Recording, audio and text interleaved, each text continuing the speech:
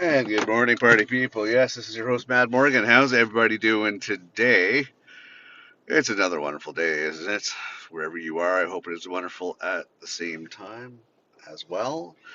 By all means, hey, before you get into anything, please check out themadmorgan.com for more information on this show or information that we have provided you for helping people out. All that stuff, all that can be checked out on themadmorgan.com. Anyways, folks, how's your integrity? Keep your integrity in check. It's always the question. So, anyways, I hope everybody's doing well. Thank you very much for tuning in to today's episode of Crime Musings. Go, go, go. There you go. Very good people. Uh, so, where are we at? Well, let me tell you, my friends, where I'm at.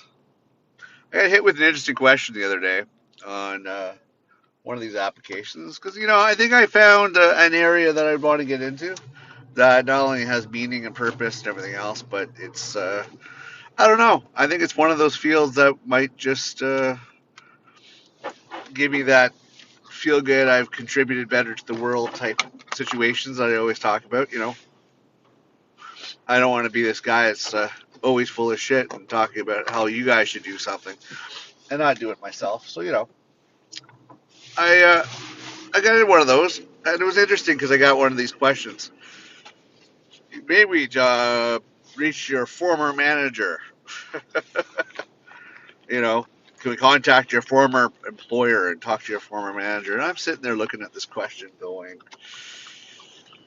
that's a really good question.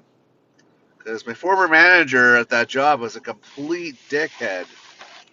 I don't know if I'd want to subject you to that person, you know? I mean, they were a complete dickhead. They really were. So I'm looking at this question going, how do you answer this? How do you answer this? It's really difficult to answer a question when it's presented like that, right? It's just like, right. So how do I possibly answer this question? Especially when you know that your former manager at that job was a complete dickhead. It's a difficult question. It really is.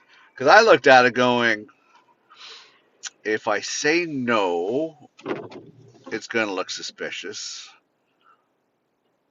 So I kind of have to say yes. And then what do you do then? Do you put in an explanation? Do you put in in brackets, hey, let me explain this to you? The fact that this manager was a dickhead? It's these tough little situations, little things we have to think about in life as to how do you really tell your side of the story and have a leg to stand on, especially when there are those people that are in the authoritative positions, which supposedly hold more clout because of their position. As much as you want to say, hey, by the way, management made stupid decisions, there's corruption in the ranks, there was, this, that, and everything else. Well, what are you in comparison? You're a minion. You're a worker. You're not anything of importance. So why would anybody listen to you? You know, and that's the problem with rank and the privilege with rank, and that's why having the wrong leaders in the wrong rank is a bad idea. You know, and maybe we'll talk about that today. I don't know, but that just seems to be something that you see a lot of in the world today. It's just like people that are in these roles of positions of power, positions of leadership, which are truly not leaders. They're really making life difficult for everybody else that is not in those positions, that has to be subjected to listening and following these people. Like that's a tough go of it if you think about it, because you're stuck. You are absolutely stuck in a position where you have to listen to these dickheads because you have no other choice. Because you really have no other choice. They are in the positions, they have the power, and you are just nothing that you could say or do or leg to stand on is going to get you any airtime, so to speak. It's frustrating. It really is frustrating because it's like shit. Hi, let me tell you what's going on behind the curtain. Let me share with you what's truly going on. You know, that everybody's polling for power, and everybody's polling for influence, and everybody's polling to get the good side of those that can do stuff for them. Nobody's caring about the workers. Nobody's caring about the people on the front line. Nobody's caring about these people because they're expendable, as they put them. They don't hold, the influential power. They don't hold the power that can change other people's lives. And I think that's frustrating because I would think of anything if I was wanting to know what's going on. I would truly want to talk to the underdogs. I would want to talk to the people in the trenches. That's who I would want to talk to. I wouldn't want to talk to, you know, the idiots at the top who are basically just going to tell everybody how wonderful they are and how their lives are wonderful and how everything is just so perfect and blah, blah, blah, blah, blah, blah, blah, blah, blah bullshit in order to just suit their whole political agenda. I don't want to hear that. I want to hear straight up truth. That's the thing. Anyways, I'm looking at this question and I'm like, I'm damned if I do and damned if I don't, right? I'm damned if I do and damned if I don't. I say no, I shoot myself in the foot. I say yes, they reach out, I can just kiss the opportunity goodbye.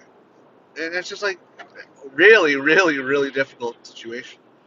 And especially when you have people that, let's be honest, have been trying to fuck you over for a while and kind of put you in the position you're in the first place.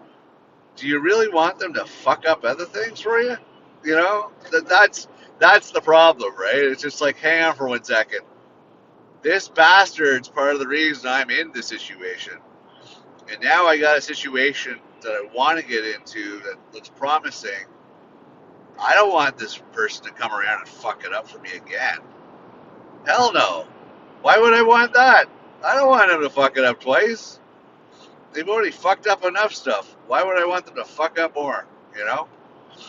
And that's kind of that situation. You're like, damn, how do I answer that? My best my best position, I would say, is just basically be transparent. Be transparent and don't say no because that's what they're looking for, right? Those little questions. Just put it out there. Put it out there. See the best you can do. Be the most forthright. Be the good person that you are, and then go from there. That's the best advice I can give. Because otherwise, you just look stupid. You look like you're the wrong person. You look like you're the wrong in the situation. And if you get asked the question, just be honest. Yeah, my manager that former manager was a dickhead. Let me name off a bunch of other dickheads I've worked with over the years. Tell me you have not worked with a dickhead, because we all have. We all have those idiots that we've worked with. You sit there, and you scratch your head, going, "Why the hell are you in your position? Whose dick did you suck to get in your position?" Because I'll tell you, I have a short list at the top of my head right now, thinking, "Yeah, yeah." Anyways, I'm not going to beat a dead horse with that. Bottom line is, if you get tough with those questions, it's tough to actually stand behind the leader. It is tough to actually want to stand behind somebody that you can fully back up because they are good leaders and good people, right? It's really difficult to find those true leaders in life. And be careful on who you do follow and who you do praise and who you do put on that pedestal because some of them are pretty smooth. Some of them are just, very sleek in how they do it. And you don't want to get caught in that crosshairs. You don't want to get caught in that crossfire as well. Like, it's just careful about who or what you put your faith into when it comes to that, leadership thing. And pull back the blinders once in a while. There's nothing wrong with judging the people who you call leader. Trying to look at them in a different light. There's nothing wrong with that. There's nothing wrong with it at all. If you blindly go in, although you have suspicion because you've heard things, if you blindly go into believing somebody is a certain way and you think that they're all that in a bag of chips, well, maybe they're not. You ever think about that? Maybe they are not all that in a bag of chips. maybe you should take your blinders off and try to see them in a different light. Try to actually see what you've heard from other people, the discussions, the water cooler talk, as they call it. See if you could actually look at these people sideways or differently and go, oh, okay, now I kind of see what people are talking about, because you've actually decided to take another look at the situation and go, huh. And actually, I invite you to do that with pretty much anybody that you have any sort of admiration for, anybody that you kind of look up to. Look at them sideways, so to speak. Look at them from a different angle and be completely unbiased because you've formed this opinion on them.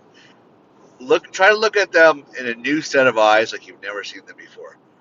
Because usually first impressions will paint a pretty picture and get you thinking of somebody in a certain way. And you've imprinted that idea, that concept, and everything else in your head on who this person is. And they're not that way, but you, for some reason, have concocted in your mind that they are this perfect person. So cock your head sideways, think a little differently, and try to think objectively to the fact that maybe this person's not what you made him out to be, or her, him or her. Try it sometime. You know, not just those people that are in authoritative positions or leaders and everything else, because sometimes we're forced to suffer through them. They're not true leaders; they shouldn't be in their positions. But do it with anybody that you have any high levels of respect for or have such a high opinion for.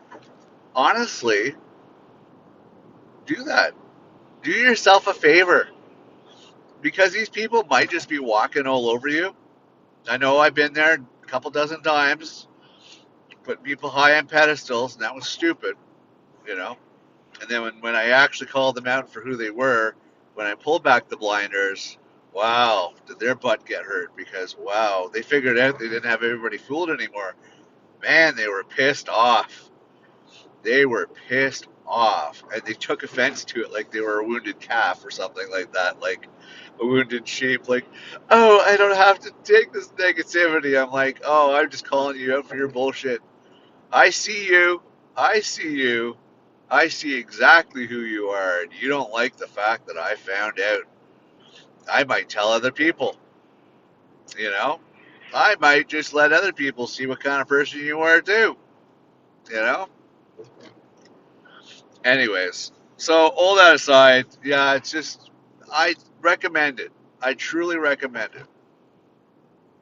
Whether it's a local leader, whether or not it's a political leader, whether or not it's anybody, that you admire or look up to or think highly of, pull back the blinders, check it out, get a better angle, a better viewpoint, and try to make sense of it all. That's all I'm saying. That's all I'm saying. That's what you should do. You know, that's what you should do.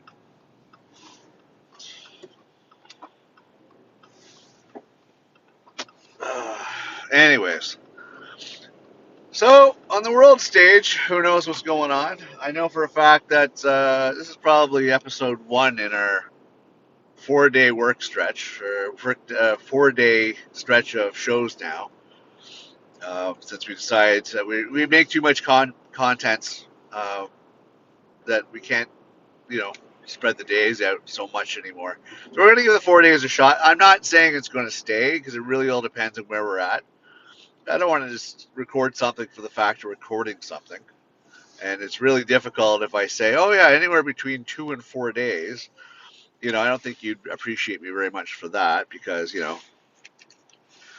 tune in hoping to hear something and you don't hear something from me. You'd be like, hey, Mad Morgan, you asshole, I tuned in today and you're not here.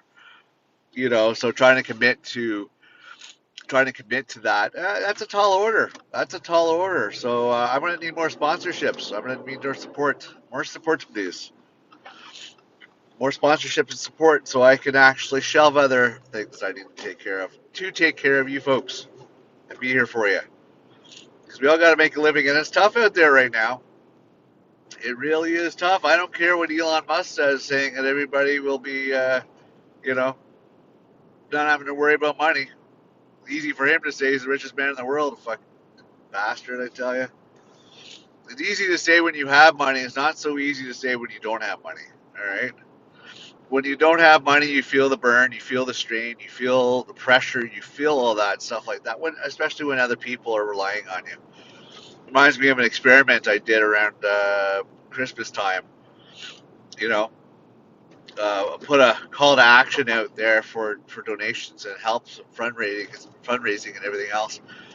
And people turned a blind eye to it. Oh, I don't see that. I don't see that. Like I just sat there going, are you really? You're all a bunch of pricks. You're all a bunch of heartless bastards. Wow. Isn't that wonderful? Happy season to you. I was dumbfounded that, you know, these people, they'll read articles on, applications for jobs, but they won't read an article that actually brings to light how selfish pricks that they truly are. And that's just the thing that blows me away. It's just like, hang on for 1 second. So you'll read nonsense articles about stupid stuff that's completely irrelevant. You'll read articles on that one, but you won't actually read an article that's meaningful and brings to light things that you should improve on to make the world a better place, including yourself being a better person. No, no, no, you can't read an article like that, and heaven forbid you can't help out the individual that needs the help out there. What the fuck is wrong, people? Seriously, what the fuck is wrong with this world? We've now reached 8 billion. It's going to start being dog eat dog a lot sooner than you think. And your money and your comfort is not going to keep you safe.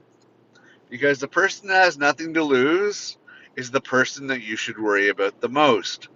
And these are the same people that you refuse to help out. These are the same people you turn a blind eye to. These are the same people you snubbed your nose at. These are the same people you tried holding down. So, just remember that. These are the same people that got your number, and they're coming for you. So, just remember that. When you start thinking about, oh, 8 billion people, oh, nothing to worry about. I got money in the bank. I'm comfortable. Everything's good. I got everything I need. My life is comfy. Yep, yep. But you're on somebody's list, especially if you fuck people over. If you have never fucked anybody over, if you've been completely genuine, authentic, true as a driven snow, had integrity, everything else kind of person, all right, good, excellent. Then you have nothing to worry about. If you can truly say in your heart of hearts that you've not fucked over anybody in your entire life, excellent. You don't have anything to worry about.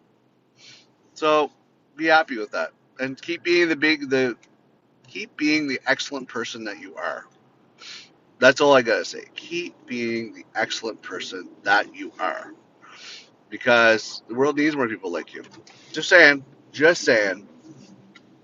Anyways, all that aside, um, take a second look at people you praise. Take a second look at people you lead or follow. Sorry, and try to get a clearer picture. Especially if you keep convincing yourself they're a certain way. Try to get a clearer picture by stepping back a bit. That's all I'm saying. My biggest recommendation is do it for yourself. In the long run, do it for yourself. Because you don't want to be blindsided down the road like I've been. You don't want to have that. Anyways, I'm going to wrap this up for today. I'm your host, Matt Morgan. Thank you very much for tuning in to another episode of Car Musings. Please check out themadmorgan.com. And, yeah, just keep your integrity in check. Still try to be the good person you are. At the end of the day, rest easy. If you truly lived by a code of integrity, rest easy that you did good. You did good. Even in your end of days, know that you did good if you truly did good. If you're fooling yourself, you're fooling yourself. But if you have nothing to fool yourself about, great. Rejoice in that. Anyways, thank you. Love you all for tuning in. I'll see you next episode. Bye for now.